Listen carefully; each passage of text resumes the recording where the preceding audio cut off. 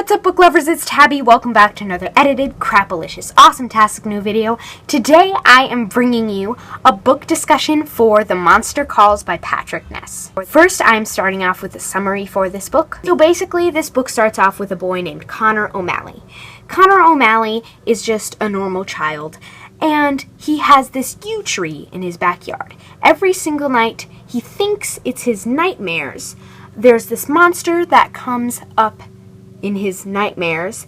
He haunts him every night, pretty much, and says that he needs something from him. Or he needs to tell him something to solve something in the end. So the monster is this really scary tree, and Connor is, kind of terrified of him.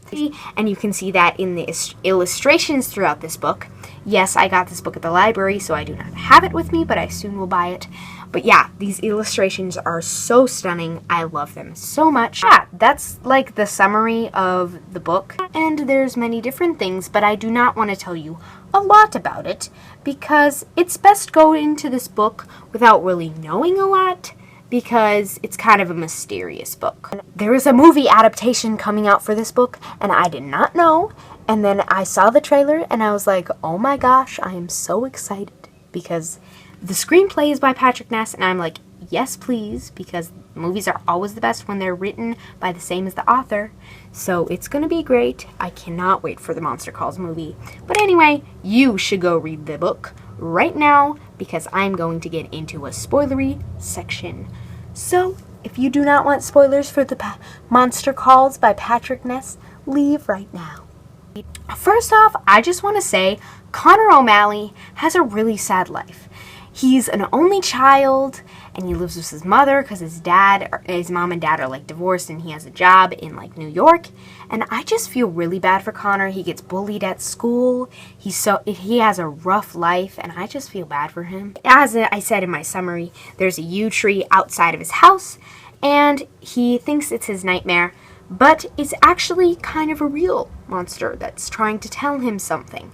So the monster has to tell him four stories that kind of connect with his life and mean something to his life so that he can get through life's problems and all that. So the monster is helping him. The monster comes to his house every single night at 12:07. She is actually sick and has a very bad disease. They do not really explain the disease in the book. And Connor knows that she's ill, but he thinks that she'll get better. But Connor goes to school and he gets bullied a lot. He has one friend named Lily, and he's been friends with Lily for as long as he can remember, but they have a very weird relationship. They're not totally friends in this book. Connor doesn't talk that much to Lily, but I know that Lily really likes Connor, and they do have a weird relationship, but I know that they are friends. Those bullies at that school that bully Connor, I am so mad at them. I'm like, you don't even know what he is going through. And that's what the teachers say. They're like, oh, we know what you're going through, Connor. We feel so bad for you. But they really don't, because Connor has to deal with this monster, and he's freaking scared, and teachers don't really know anything about him. So, yeah, so the monster keeps on coming to Connor O'Malley's bedroom every single night. And he starts telling the stories. I liked all the stories that he told. They were kind of organized, kind of like fairy tales, and I really liked that he told the fairy tales with all those, and Connor would reply to him. I really like that. Connor heads to his grandmother's house because of his mom is in the hospital, and so he stays with his grandmother. The monster comes to his grandmother's house even though he thought he could never do it, because the yew tree is at his house and not at his grandmother's house, but the monster still comes. And the monster and Connor ends up tearing down Grandma's house and just tearing it from piece by piece. And Grandma comes and she's like, what have you done? What have you done? And it's just really depressing and sad. And I'm like, oh my goodness, Connor, I feel so bad for you. He tears the whole house apart, and it's just crazy. And then the next day, Connor's dad comes to visit from New York, where he does his job. And Connor has a super good relationship with his dad. He loves his dad so much, and they have a nice chat that day. And Connor really wants to live with his father, but his father is like, oh, you're fine here, you have a perfect life. But really Connor doesn't, and he just wants to live with his father. But his father is like, oh, I have a job and a girlfriend, and would be hard, but Connor just disagrees and cannot do it. Because, oh, I feel so bad for him. But all these stories that the monster is telling Connor all have kind of the same storyline or story moral in them. And so you start to wonder what they mean and how they gear to Connor's life in general. And it's really cool. I just love the way it's set up. And all the stories the monster tells, they're just perfect. I love them. Patrick Ness has a beautiful writing style. He's great at writing horror. I did read his other book, The Knife of Never Letting Go, and I really loved it. But I never got to the Ask and the Answer or The Monsters of Men. But I hopefully can read that series, because that is a good one. Connor's mother is still sick, and Connor's mother sits Connor down and has a talk with him about how she's sick, but she says that she has a new medicine from a yew tree, and Connor's like, oh my goodness, the yew tree heals, yes, yes, yes. And so Connor believes that his mother will get better from this yew tree medicine, and his mother says that she believes that the medicine will heal her, but really she doesn't. And this book is so feelsy. Then Connor runs into the bullies again in the cafeteria, and he feels like he has to stand up to these bullies and go punch them in the face and get them, because he cannot deal with these bullies anymore.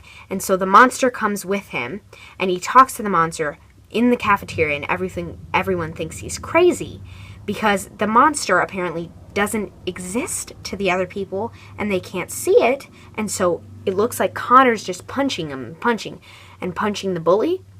But really, he's not. But I was kind of confused about that part. I was like, oh, is Connor punching him? Or is the monster punching him? Or is the monster inside Connor? Is it inside his head? Or what is happening? But I think in my belief of this book is that the monster is actually inside Connor, and the monster is trying to help with his feelings inside him. So the monster actually doesn't exist. He's just seeing things. Maybe he's schizophrenic. But that's what I believe. They all think that Connor's punching him, which I think he is. It's just the monster is inside him, and he thinks that it's the monster punching him, but it's actually him. But yeah, he beats up these bullies, and he gets in trouble. But I'm so glad that Connor punched them bullies, because they were mean to him, and they deserved it. But the way that Patrick Ness wrote the monster, like within Connor, in my opinion, is so incredible. I just love it. I love the writing. I love the whole story. But Connor's mother keeps on going to the doctor more and more often. And Connor's getting worried that the yew tree medicine is not working, and then eventually Connor's mother says, it's not working. This medicine is not working, but we have this new medicine that might work. But really, Connor has pretty much given up hope. Connor finally has this dream about his mother, about letting her go, because his mother is really sick, and he keeps on saying that she's going to get better, but she really isn't. And he just has to deal with that, and he has to let it go, and let her go, and just let life be. Let life do what it does. And it's an amazing message. I just love that dream that he has at the end of the book. It's really great. And then, finally, the mother dies in the last page, and ooh, it was very feelsy, and the ending was just amazing in my opinion. Just, praise to The Monster Calls. This book was great. Great. I loved it. One of my favorites now. I'm definitely going to buy this book. I can't believe I haven't bought it already. Yes, I did get it at the library. But I give this a 5 out of 5 stars. Perfect book. Like, I literally had nothing wrong with it. So you guys need to go read it if you haven't. Thank you guys for watching. Take care. Don't be a hater. See you later, guys.